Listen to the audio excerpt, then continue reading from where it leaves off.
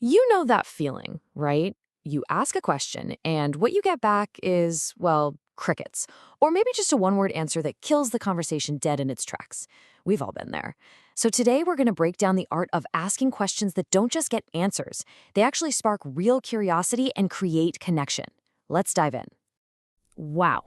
This quote just hits home, doesn't it? It's a feeling so many of us know, whether you're a teacher, a manager, a parent, any of us, really. You ask questions, but the interaction just flatlines. It doesn't go anywhere. If that sounds at all familiar, you are in exactly the right place. So, how do we solve this? Well, it all starts with understanding the tools you're working with. Think of it like a toolbox, right? You've got to know what's in there before you can start building anything meaningful. All right, first up, we've got the most basic tool in the box, the polar closed question. Sounds fancy, but it's super simple. These are your classic yes or no questions. Is this true or false? Did you finish the report? They basically force a choice between two options. They're great for getting a quick answer, but they're absolute conversation killers. Okay, moving one step up, you've got your general closed questions. You know these ones. They're the which questions. Who, what, when, where. Their whole job is to check facts. When did Amina leave the office? There's really only one right answer. Simple, straightforward fact-checking. And then we get to the magic, the game changer, open questions. These are the total opposite of what we just talked about. See, there's no single right answer here.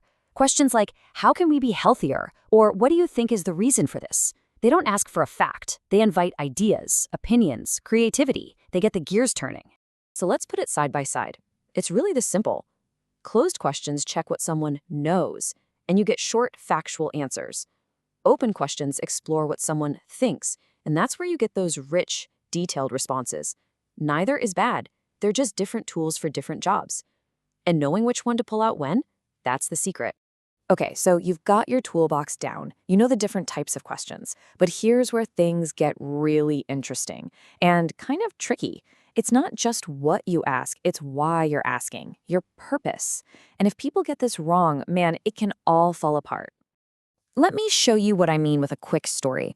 Picture this. A teacher asks a student, "Where did you go on holiday?" Seems pretty friendly, right? A real, genuine question. So the student naturally thinks it is a real question. He lights up and starts telling this great story about his trip. He's sharing, he's engaging, and then, bam, the teacher just cuts him off. Okay, listen, I went to Spain, repeat. The real goal wasn't to connect, it was a grammar drill. The whole thing just grinds to a halt. Total disconnect. Whoa. Let's just pause on that. What just happened there?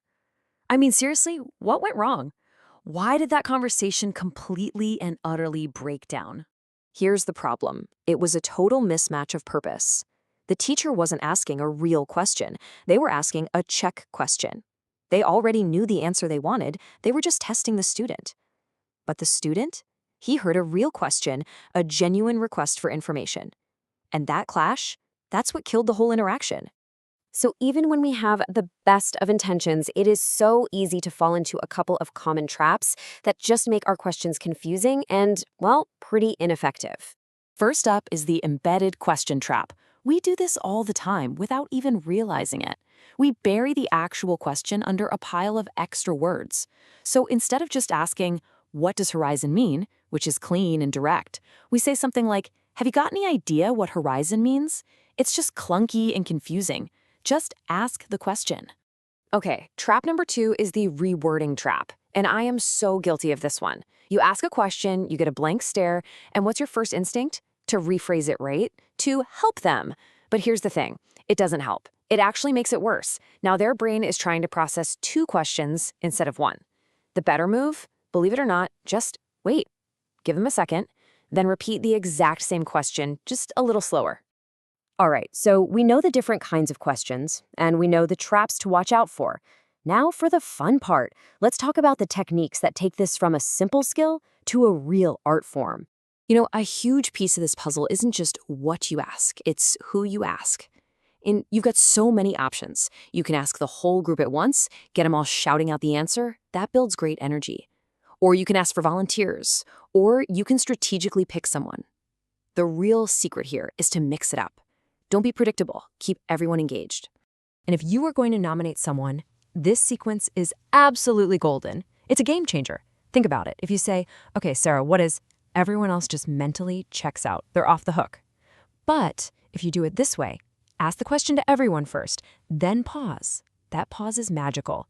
In that moment, everyone is thinking of the answer because they don't know who you're going to call on. Then you nominate. See? Now you've got the whole room thinking, not just one person. This quote right here, this gets to the very heart of the matter. So often we get stuck in what this source material brilliantly calls a chase for right answers. It becomes a game of find the correct information. We ask, we get the right word, we say good job, and we move on.